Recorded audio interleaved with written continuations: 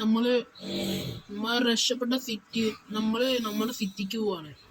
നമ്മള് പോലീസിന്റെ അടുത്ത് സഹായം കൊടുക്കാൻ. നമുക്ക് എങ്ങനെയെങ്കിലും ആ ഗോഡ്സിലേനെ നശിപ്പിക്കണം.